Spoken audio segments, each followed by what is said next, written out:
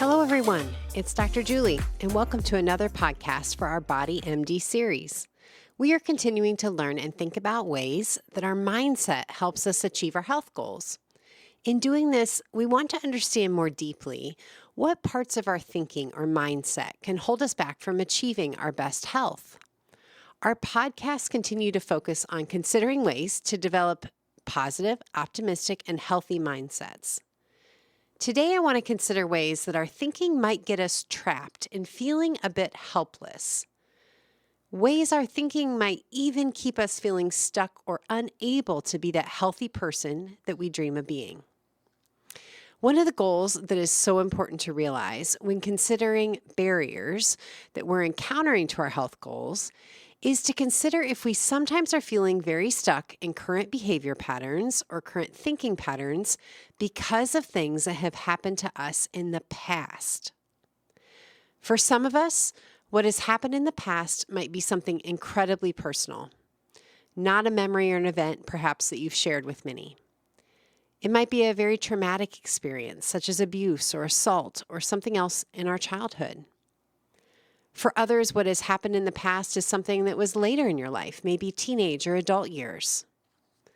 Sometimes the things that have happened to us cause a lot of shame and discomfort when we start to allow ourselves to think about them. So we could have an entire multi-session podcast on this topic alone, but I want to really hone in on one aspect of this theme today. To keep us moving along toward you being the healthiest version of you, I want to help us think about whether you believe perhaps that what has happened to you in your life is keeping you stuck. If we give a life event, like a past traumatic event, that power, it makes sense that it can keep us stuck. But what if we work today to reconceptualize that a mindset that can be healthy to adopt about the past is the following? What if what we really worked on thinking was that it's not what has happened to you in your life that might be keeping you stuck, but it is how you are reacting to what happened that is now keeping you stuck? So let's pause for a moment just to think about that. Again, what if we challenge how we've been thinking about life events having an impact on us? What if we consider a different way to look at it? That maybe it's not what has happened to you in your life that's currently keeping you stuck, but how you are reacting to that still that is currently keeping you stuck. So when you first hear this, it might be a little natural to feel kind of taken aback, to feel even a little unvalidated about how you have reacted to a past trauma, a past experience, and I totally get that. What I'm saying is not in any way saying that you are to blame for how you felt or to blame for the things that others have done to you. I'm definitely not saying that what has happened to you has not impacted you on many levels. It has, especially if it was a traumatic event or series of events. But we all know that events from our childhood, how we were raised, those impact who we are as adults. It's completely normal. What I'm talking about today, though, is if we allow ourselves to kind of sit in a space in our minds and think about the past hurt, and that makes us feel less powerful after the trauma, then that can make it really hard for us to live our healthiest adult lives. So again, understanding that many of us have experienced events that are pretty unfair, horrific, traumatizing. Maybe you can't fully relate to that, but we can all relate to having experienced things that have happened to us that are upsetting or that feel unfair. And throughout my career, I've worked with my therapy clients to have what's called a very trauma-informed approach. And that means, in part, that I understand it makes sense to have deep emotional reactions and even challenges in various areas of your life after a trauma has occurred. It means it's really natural for our brains and the rest of our bodies to have changes happen to functioning after a trauma. So the new mindset I'm suggesting today is not meant to place blame on a victim or induce shame. What's happened to you could have been pretty awful, or again, maybe you don't fully identify with that piece of it. Maybe you just recognize that past events certainly have shaped you. whatever the case is for you, what we're talking about today is really meant to empower you. It's meant to help our mindsets shift when we consider the impact of the past on our lives. But how do we shift? Well, first, one strategy to consider is when we think about life events or even traumas that have significantly shaped us, we don't want to embrace strategies where we're kind of resisting thinking about it, we're pushing down our thoughts or acknowledgement of what happened.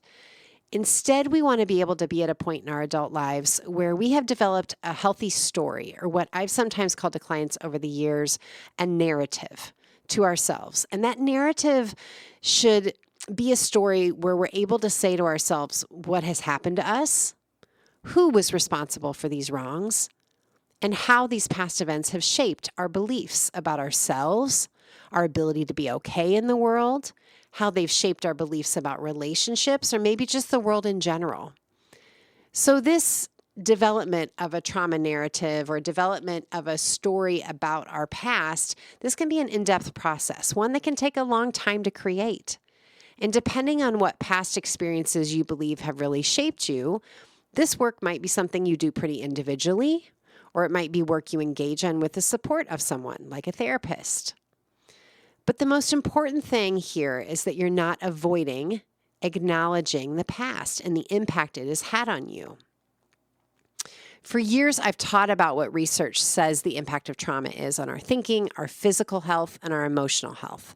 For example, there is plenty of research in psychology and in the medical world that shows that the best way to alleviate or reduce symptoms associated with something as severe as post-traumatic stress disorder is to talk about what happened. Or if that's too uncomfortable, at least talk about the story that you're now telling yourself about your life as a result of the difficult things that have happened. Some therapies call this identifying your stuck points, or identifying what rules you've decided you have to live by in order to be okay after your difficult history. When we hold on to traumas or grief without talking about it, without processing or understanding the impact that they've had on us, research even shows that we see impact to our physical bodies and how it functions. Things like our inflammatory systems are impacted. Even our DNA can be altered. If you're interested in this part of what I'm saying, one book I'd really recommend is called The Body Keeps the Score by Dr. Bessel van der Kolk. Just a great resource to be able to dive a little bit deeper into this particular piece. But for our podcast today, our goal that I really want you to consider is to assess what is the story you've told yourself about why that difficult or awful situation happened to you. What have you told yourself about why you are the way you are today?